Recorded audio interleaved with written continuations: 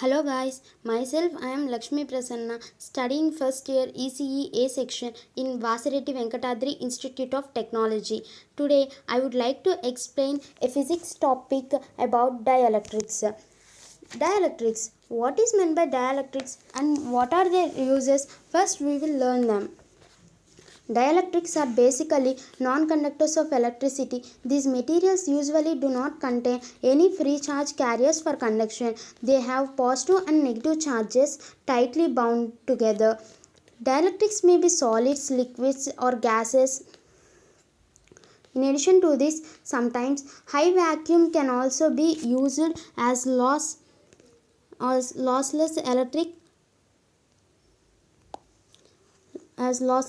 dielectric, which has its relative dielectric constant unity. The main function of dielectric materials is to store electric energy, while the function of the insulators is to obstruct the flow of current. When dielectric materials are placed in capacitor, their capacitance increases. This is due to polarization of dielectric materials, which causes electric dipoles.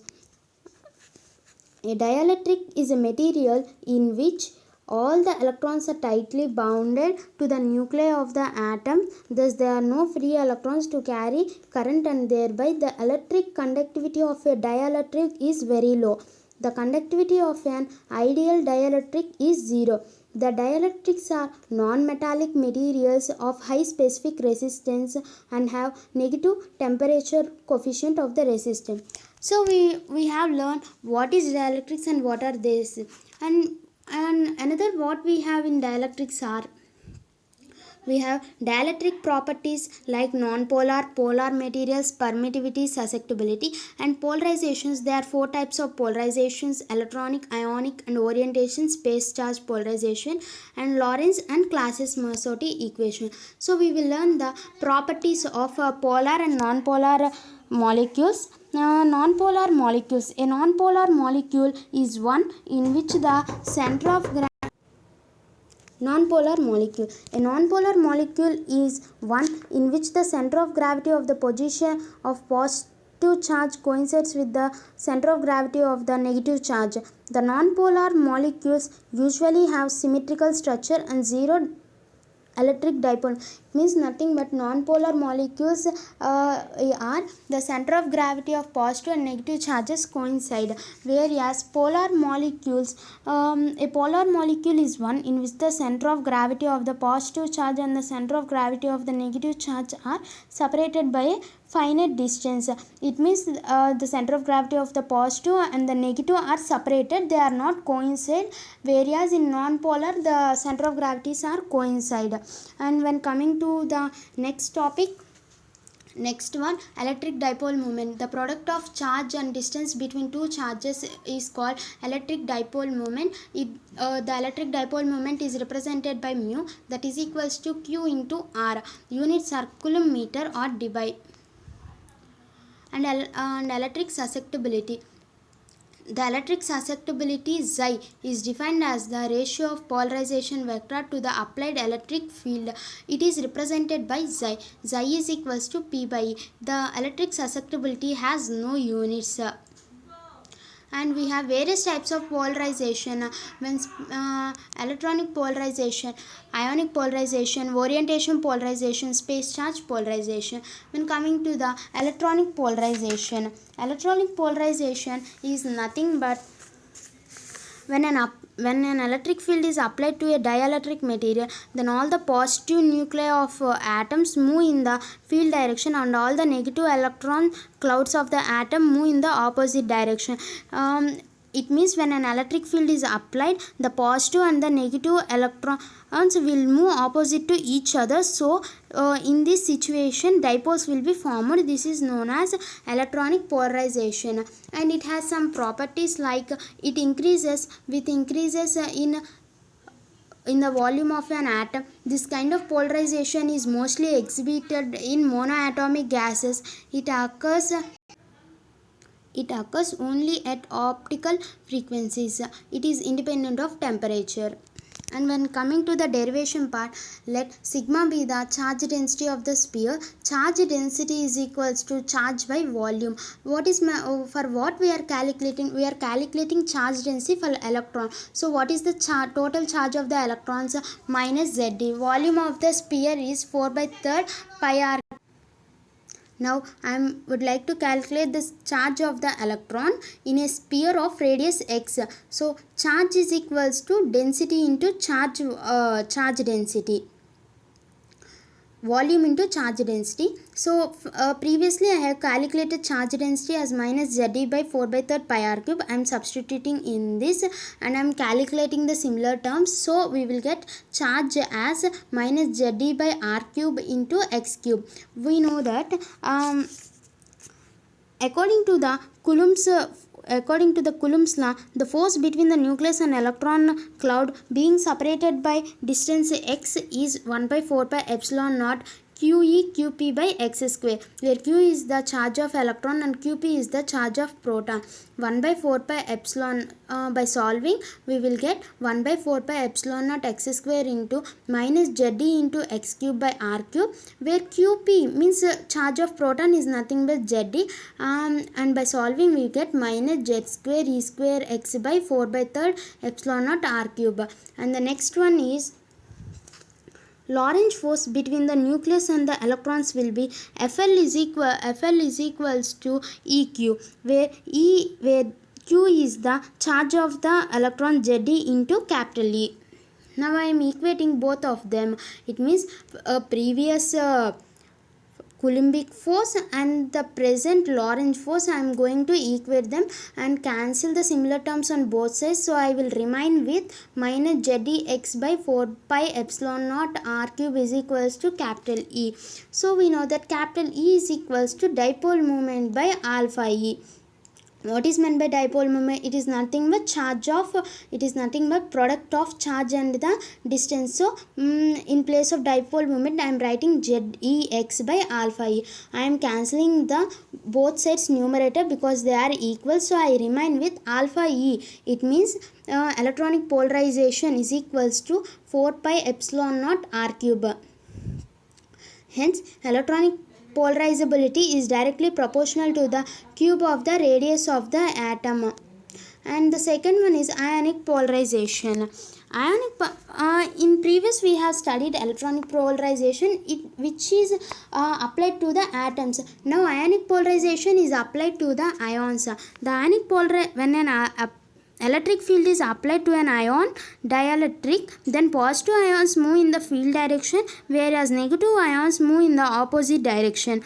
Hence dipoles will be formed. This is known as ionic polarization.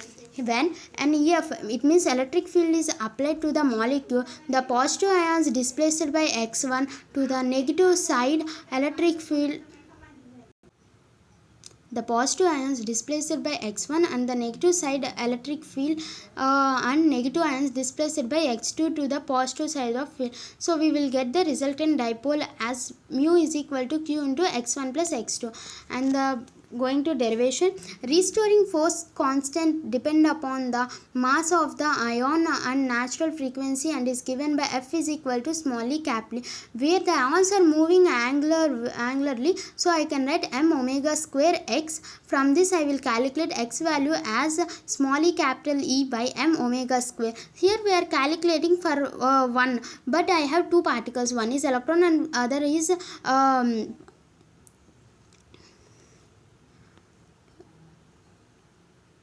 where capital M is the mass of the anion and small m is the mass of the cation. So I am considering this and writing for both of them by adding. I am taking the similar variables to the out of the bracket and writing the different variables. The difference is nothing but their mass. So I will get x1 plus x2 as small e capital E by omega square into 1 by m plus 1 by capital M. We know that alpha is equal, we know that dipole moment mu is equals to E into x1 plus x2. So I am just substituting x1 x2 value in this. We will get dipole moment is equal to E square capital E by omega square into 1 by m plus 1 by capital M.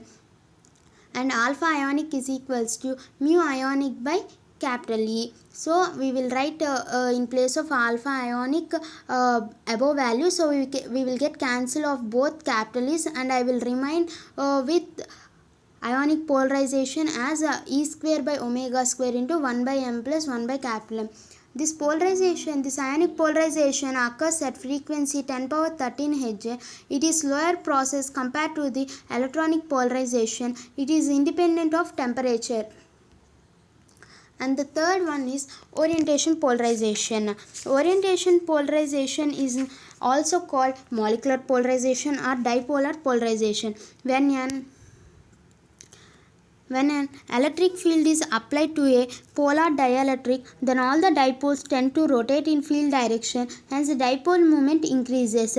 Then this phenomena is known as orientation polarization or dipolarization. And when coming to polarization is equals to n mu, this we know that in place of polarization I am writing n into mu orientation square E by 3 kt is equals to in place of P, I am writing n mu orientation square E by 3 kt, that is equals to n into alpha naught capital E. So I am cancelling same variables on both sides. So I will remain with alpha naught. It means orientation polarization is equals to mu square orientation by 3 kt. So the total polarizability alpha due to all types of polarization we can get by adding all types of polarization, that are electronic polarization, ionic polarization, and orientation polarization. So we will remain with the equation 4 pi epsilon naught r cube plus e square by omega square into 1 by capital M plus 1 by small m plus mu square orientation by 3k. This is known as Lagrange-Debye equation for total polarizability in dielectrics. And when coming to internal or local fields, local field or internal field in a dielectrics is the space and the time average of electric field, the intensity acting on a particular molecule in the dielectric material. Now when going to the derivation of the internal field, consider a dielectric be placed between the plates of electric parallel plate capacitor, and let there be an imaginary spherical cavity around the atom A inside the dielectric. The internal field at the atom site A can be made up of 4 components that are E1, E2, E3 and E4. So I would like to show this diagram. See here, we are considering a dielectric between the 2 parallel plate capacitor, and I am assuming a spherical cavity inside the dielectric. So first one, E1 is the field intensity at A due to charge density on plates. So we can write E1 is equals to d by epsilon naught, where d is equals to epsilon naught E plus P. So by solving to above 2 equation, we will get E1 is equals to epsilon naught E plus P by epsilon naught. So we will get E1 is equals to E plus P by epsilon naught, whereas we will get the E2 by E2 is the field intensity at A due to charge density induced on the 2 sides of the dielectric. E2 is equals to P by epsilon naught. And when coming to E3, it is the field intensity at A due to the atoms containing in the cavity. We are assuming a cubic structure. So E3 is equal to 0 by this cubic structure. And the field E4. This is due to polarized charges on the surface of the spherical cavity. So when I consider some area in the spherical cavity A, I am considering the area or dA in the surface between theta and theta plus t. So we will get dA is equals to 2 pi pq qr. In solving the triangle APQ, we will get the PQ value by using Pythagoras theorem. We will get PQ value as r sin theta. And by solving AQR triangle, we will get QR value as r d theta. And by by solving this, we will get finally dA is equals to 2 pi r square sin theta d theta. The field due to this charge at A, denoted by dE4, is given by 1 by 4 pi epsilon naught dq by r square. The field in theta is equal to 0 direction. dE power 4 is equals to 1 by 4 pi epsilon naught dq cos theta by r square. So by solving, we will get dE power 4 is equals to 1 by 4 pi epsilon naught r square into 2 pi r square p cos theta sin theta d theta into cos theta. By solving and cancelling the terms, we will get dE power 4 is equals to p by 2 epsilon naught cos square theta sin theta d theta, and we will get the total field E4 due to the charge on the surface of the entire cavity. We will get by integrating the d power 4 d power 4 with the limits of 0 to pi.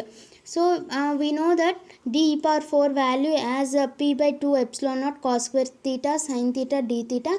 I am substituting this and I am taking the constant term out of the integration. So we will remind for integration is cos square theta sin theta. So I am assuming x is equal to cos theta and dx is equal to minus sin theta d theta. The limits also changed. The next term we will get is p by 2 epsilon naught into limits changed from 1 to minus 1 x square dx. So integral x power n is x power n plus 1 by n plus 1. So I am substituting that formula and applying the limit. So we will get e power 4 is equals to p by 3 epsilon naught. And the internal or Lorentz field can be written as EI is equals to E1 plus E2 plus E3 plus E4. By adding all this, we will get internal electric field EI is equals to E plus P by 3 epsilon naught. And last but not least, our final topic is Clausius-Massotti relation. Consider a dielectric material having cubic structure and assuming ionic polarizability and orientation polarizability are 0. Here we are in Clausius-Massotti relation, we are considering ionic polarizability and orientation polarizability as 0. We know that polarization P is equals to n mu. We know that mu is equal to alpha E into EI. In place of P is equals to n mu, I am writing mu value as P is equals to n alpha E capital EA. Whereas in internal electric field, we will get EA is equals to E plus P by 3 epsilon naught. So I am considering the equation P is equals to n alpha E EI. We know that EI value, it means internal electric field value, E plus P by 3 epsilon naught. So I am multiplying n alpha E value to the inside and taking P values to one of the side of equality and remaining are other side, and taking P common, we will get P into 1 minus n alpha E by 3 epsilon naught is equals to n alpha E capital E, and from this equation we want to get the P value. So P is equals to n alpha E capital E by 1 minus n alpha E by 3 epsilon naught. We know that polarization on vector P is equal to epsilon naught E into ER minus 1. So I am considering this as equation 2. Now I am equating both of equation 1 and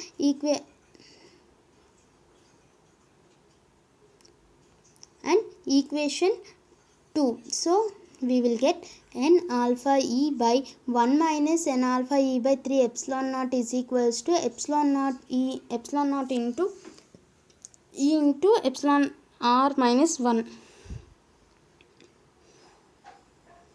So I am taking this denominator to one side and remaining all terms to the other side. So 1 minus n alpha E by 3 epsilon naught is equals to n alpha E capital E by epsilon naught E by E into mu epsilon naught r minus 1.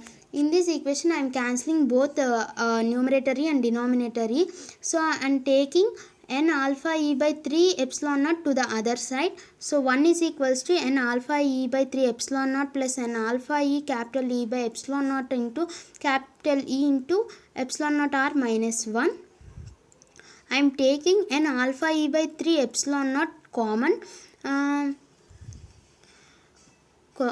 So I will remain with 1 is equals to n alpha e by 3 epsilon naught into 1 plus 3 by epsilon r minus 1, and I am keeping n alpha e by 3 epsilon naught one side and taking all remainder to the other side. So we will get finally the Clausius-Massotti relation is n alpha e by 3 epsilon naught is equals to alpha r minus 1 by alpha r plus 2. And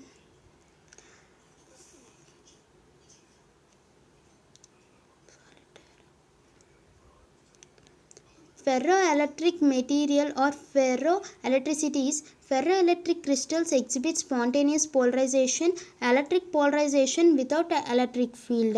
Ferroelectric crystals possess a high dielectric constant, and each unit cell of the ferroelectric crystal carries a reverse electric dipole moment. For example, barium titanate, sodium nitrate example. And solid dielectric in transformer is fibrous materials are used in air cooled transformers. Cotton tape is used for insulating the conductors of oil cooled transformers. High quality synthetic resin bonded paper in the form of cylinders is used as an insulators between core and coils, and also between primary and secondary winding.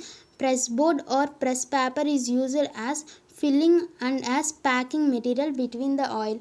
I hope you understand the topic of dielectrics. Thank you for listening my presentation, and thank you for giving this opportunity. Thank you so much.